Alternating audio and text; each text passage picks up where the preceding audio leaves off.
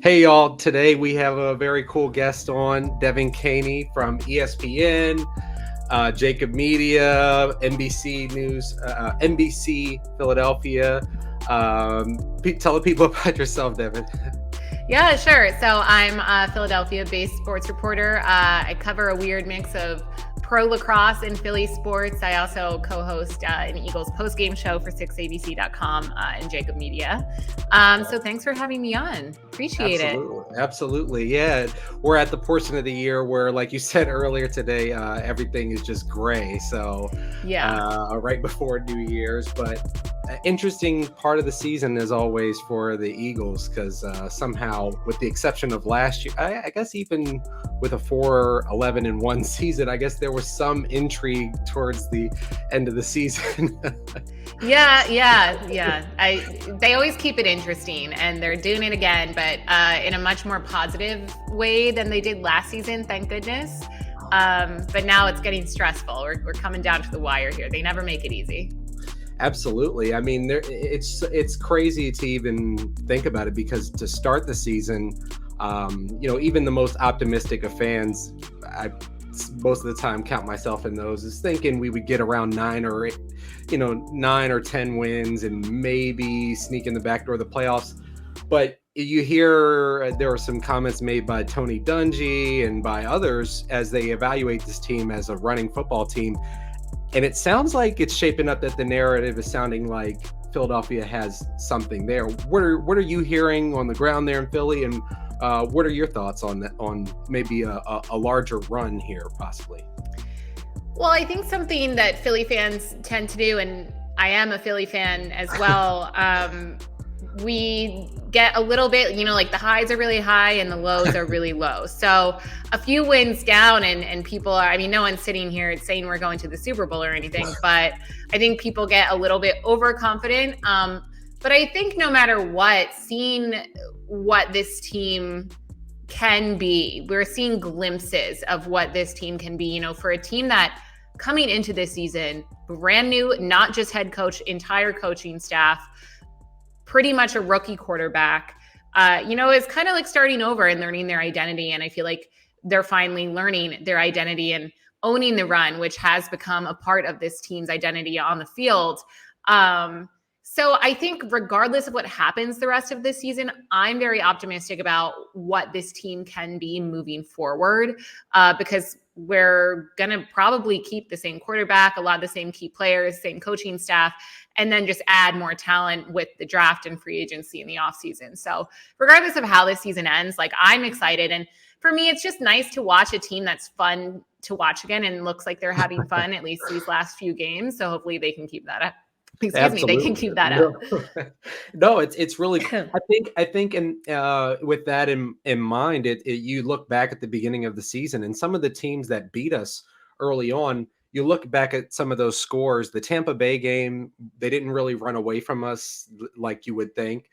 San Fran, they were a good team when we played them. These are teams that possibly we could end up having to play, and I'm glad that now the Eagles have finally found this team's identity. Absolutely. Yeah. So there's a lot of talk about MVP chatter. We're at 2 more games left. If the season ended today, who would be your MVP? And then if you were an MVP voter, what would you be looking to see over the next 2 to make your decision? So I think personal life choices aside, the easy choice has to be Aaron Rodgers. The Packers are probably, if you ask me to name a team that I'm most afraid of the Eagles having to play, come playoffs, if they make the playoffs, it's definitely the Packers. At 38 years old, he's playing incredibly. Going into this season, I know there was some turmoil. So to overcome that and just play out of his mind, he deserves it for a second year in a row. As much as I don't want to say, I hate to say it because I don't agree with some of the other things that Aaron Rodgers says and does off the field, but I think it has to be him this season. I'm 100% with you, Devan. Again, disagreeing with personal life choices. just watching football, he's the most dominant guy again for the second year in a row. And you bring up something else interesting is that, 38 years old, Tom Brady kind of shattering the mold. Just a few years back, Aaron Rodgers playing at this level at 38, people would be talking more about that, but he's not considered an old man because his contemporary is 44. What do you think about the chatter about Parsons or I heard Michael Irvin, for whatever that's worth, talked about Diggs being MVP? What are your thoughts about some of these other potential names?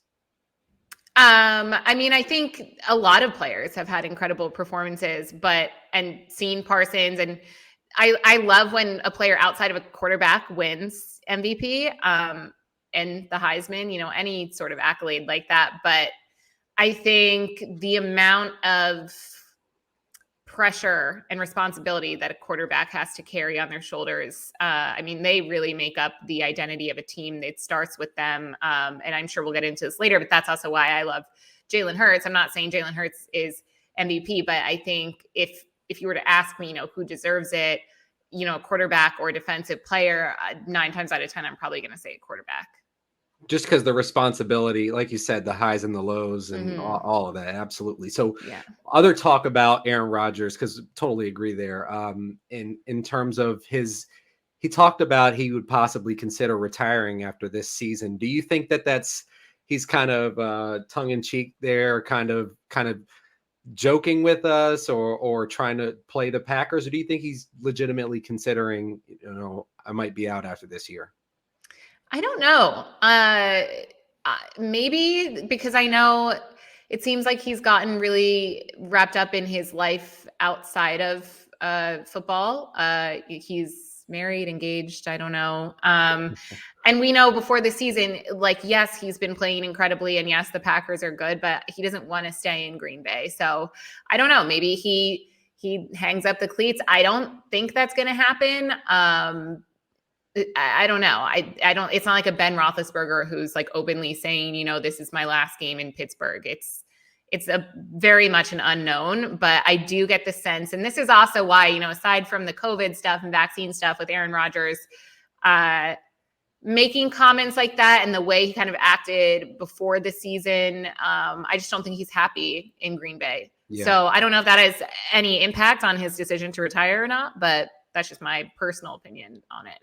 Yeah, I've heard recently that you named 2 teams, the Packers and the Steelers, and I've heard that people talk about Aaron Rodgers possibly going to the Steelers. So that would be an interesting second historic franchise for him to play if he does decide to play again. Which, I mean, watching him play football, I really hope that's the case, because it'd be sad to watch him walk away so early.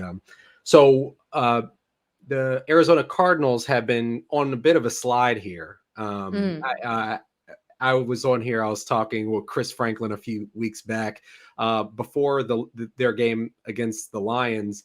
And I was saying that the Lions were going to be able to pull out a win this year. I was talking about the Vikings. I thought that they would maybe have a chance to beat the Vikings. Them losing to the Cardinals makes me concerned for them. Do you think? Yeah. You can't even get the question out. Yeah. No, yeah. I will say that this NFL season, and I don't know if you agree, has been one of the most fun in that the parity is crazy. There really isn't one team that's the most dominant. And even look at the Lions. Yeah, they're pretty bad, but then they come out and beat the Cardinals, who at the start of the season, everyone thought they were going to go undefeated. Everyone thought they were going to go to the Super Bowl, and maybe they still will. Maybe they'll get it back. But yeah, just if you had asked me even back in October, hey, what team do you think the Lions are going to beat this season? I would never have said the Cardinals. No. I would have said definitely the been on before the Cardinals. I know. I was very nervous for the Eagles-Lions game, as I am for Washington football team game, because I feel like the Eagles tend to, when we're overly confident, then they don't do what we want them to do. But I think that's just me being a conditioned, traumatized Philly sports fan. You just have to develop that hard shell to just expect that we're going to screw it up somehow. Exactly. But yeah, no, Cardinals are a head scratcher. I don't know what's been going on with them the last 3 games. I always feel for our guy Zach Ertz. I hope he's doing okay. I do. They're What's letting him that? make they're letting him make plays out there. They're at least getting him the ball. Yes, they are.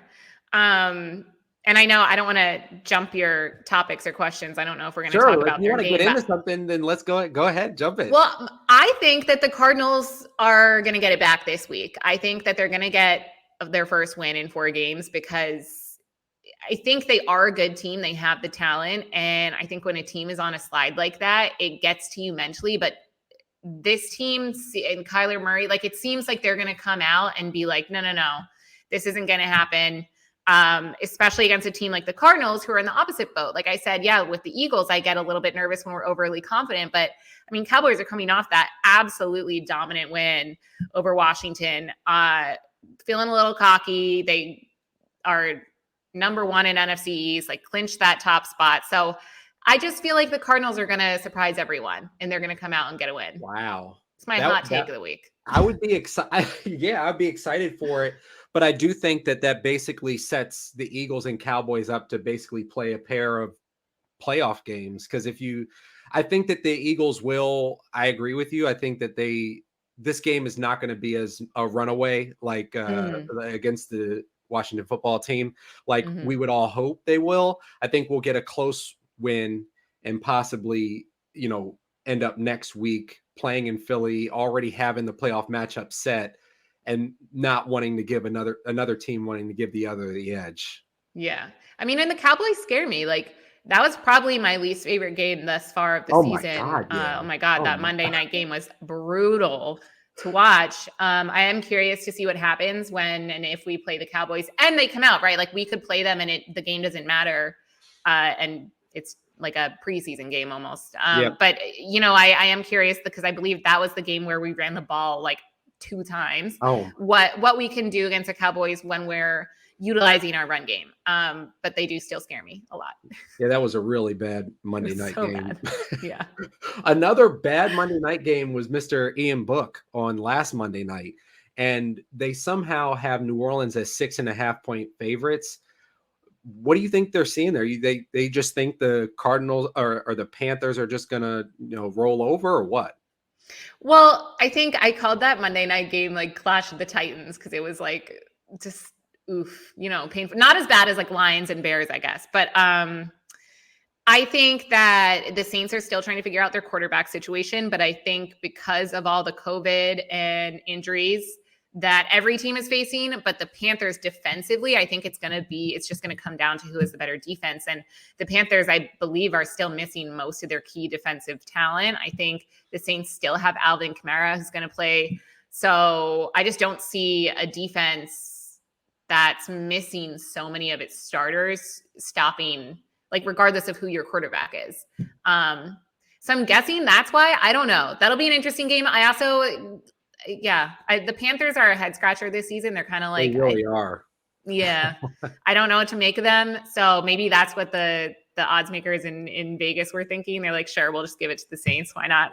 But as a touchdown favorite, Ian Book I think he made solid decisions, but then at other times he kind of showed that pressure can just make him just throw it up there. So I'm not even sure they score a touchdown. But the Saints or the Panthers? The Saints. Wow. So you think the Panthers are going to win? I think the Panthers they're definitely going to exceed that 6.5. I think it's a 3-point game at most. Panthers definitely to win. I mean, I don't have any kind of confidence. I wouldn't bet any kind of money on either one of them in this game, to be clear. But well, I hope the Panthers win. Like I want them to win because that helps out the Eagles. Oh yeah. So I'm in no way rooting. I also just really don't like the Saints. Something about them always gets me. But I'm looking at, you know what? I'll be optimistic for the Eagles. Can you tell I'm like such a tortured fan? I'm like always like prepare for the worst, hope for the best here. So yeah, let's go with the Panthers. I think they're gonna upset the underdogs. All right. So in terms of the AFC, you got the Chiefs, you got the Bengals, Titans, I guess, Bills. How seriously should they all take this Indianapolis Colts team? I think the Colts are good. I have so much respect for Frank Reich. I think he's like a really big reason why the Eagles won the Super Bowl in 2018. I think Frank Reich clearly knows how to work with Carson Wentz because he's worked with him before. He knows how to put Carson Wentz in places where he succeeds, and we're seeing that this season. They also have Jonathan Taylor. So I think they're a good team. I don't think they're the Chiefs. And I don't think Carson Wentz is ever going to be like Patrick Mahomes. I don't know. I would say I would give them on a scale of 1 to 100. I would give in terms of how seriously we should take them, how big of, I don't even want to say a threat because they're not to the Eagles, but to, I guess, the AFC. I would say 86%. Okay. I don't think that they're the Chiefs, but I also would probably place them higher than the Titans. Okay. Yeah. What about you? I think they're kind of like the 49ers in the NFC, where you're not glad that you play them because you're probably the better team. No matter who, roll any roster out there, I think every other playoff team will have more stars. But as a team, I think they're so well constructed and have playmakers like Jonathan Taylor who can take over the game for Indianapolis. And you got Deebo Samuels, who's really stepped up and become an amazing playmaker for the 49ers this year. Really took himself to another level from what I was even considering him before. So I think they're an underdog to maybe make a conference championship run. If they were either one of those teams were in the Super Bowl, I would be shocked and feel like all the other I would be shocked if the Colts were in the Super Bowl for sure. I don't think that they'd make the Super Bowl, but maybe maybe in an upcoming season, maybe in a year or two. Okay. But Carson Wentz, as we know, is also you don't know how he's going to perform week to week. He has been better this season, but especially year to year. Maybe next year he's trash. We don't know. I would love to see an Eagles Colts Super Bowl though. That'd be fun. Oh my gosh. Yeah. I mean, he's only played, I think, 3 playoff snaps because he made that run to get us into the playoffs and then got hurt super quickly again. It was a dirty hit, but it was only 3 plays. It was brutal. And I was a big Carson supporter at that point. Yeah. I mean, we all were until we weren't. So who are you afraid of? I think you were saying that you had a betting interest in the Saints game. Who are your other folks that you're kind of wishing let's they lose, and who are you betting? Who are you rooting against this weekend? Everyone who needs to lose for the Eagles to make the playoffs. If we can only so who's that? Vikings, Saints, Niners. Yeah. So yeah, all of them. I think of all of those teams, if you were to ask me who would I not want the Eagles to play, probably the 49ers, because we already lost to them, even though that's another game where I don't think we should have lost that game. No. Someone said that they thought the this was before, I think even before our first Giants game, but they said they thought the Eagles' record was gratuitous, that they didn't even deserve to win the amount of games that they'd won. And I strongly disagree with that. God, I think there are so many games, like you mentioned, the Bucks, the 49ers, where it was we should have won the 49ers game hands down. The Bucks game, maybe not, but it wasn't a blowout, I don't think. And we came back, even if it was garbage time points, it still wasn't crazy. The 49ers especially, where I think we easily could have won that game had the Eagles been in their groove, had been running the ball more. That was still very early in the season when we were still throwing the ball left and right. So out of all those teams, the 49ers probably scare me the most, but I think the Eagles could win if they were to play them again. The only times I felt like the Eagles were just completely overmatched this whole season was the Raiders game and the Cowboys. Those were the only 2 times I was they shouldn't have even been on the field with those guys. No, those 2 games, they were rough. The Raiders game, I think, was a low point. On the post-game show after the Raiders game, we all just were laughing. We were at a point of hysteria. We were we don't know. We don't know what's going on. I think it was after that game when Sirianni made his fertilizer speech as well. So, and they've been doing really well. They have, and they've been doing great since. So, well, that was a low point because it just was we were useless. Like the defense didn't exist. Yeah. It was like they were just completing passes at will. That was when I was the most irate, definitely. Mm-hmm. Cowboys, I just felt like, damn, those guys are good. Yeah. Cowboys was still early enough in the season where we didn't know, what were they? Were they our third game? That was week 3. Yeah. Cause that was right off of the 49ers. Yeah. Right. So it was like we won against the Falcons and then we should have won against the 49ers. And then we went into that Monday night game in Dallas and they just absolutely crushed us. So that was kind of like, are they really good or are we really bad or is it just a bad game? So it was some of all of that at that point. Yeah. Ooh. So since that time, Jalen Hurts, I think, has really improved his stock amongst even his biggest doubters in the city. If you had to grade, say we do make the playoffs and you had to grade your confidence in him, with 1 being Ryan Leaf and 10 being like a prime Peyton Manning, what would you say your confidence in Jalen is? 6.5. I think I really like Jalen Hurts. I want him to succeed. He drives me crazy when the fumbles, which seems to be increasing per game, is not. He's got to work on that, but clearly he knows that. We all saw Sirianni screaming in his face against the Giants. I think Jalen Hurts is, yes, he's got wheels and he's great at running. I was worried about his ankle last game because it was very apparent that he wasn't running as much, but hopefully that gets better in the next few weeks. And even before Sunday, I think his greatest strength though is his mentality.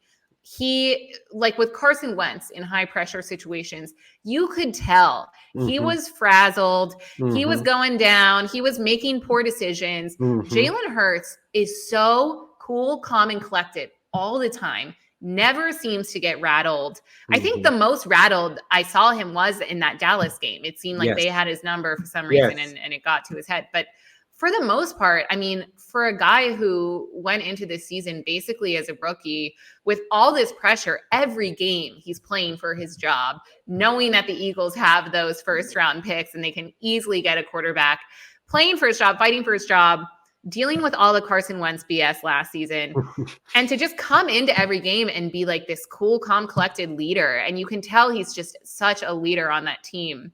And then to make plays where you can tell he just lays it all out there. Yep. I forget what game it was when he did. It was like a 3rd down and he literally did a flip and got the first down. And it's like to put yourself and your body on the line like that for your team, knowing that you need to do that in order to win the game. It's just so impressive. So I want to see more from him. And I think he's still young and he'll continue to improve. So 6.5 for now, but hopefully that gets higher.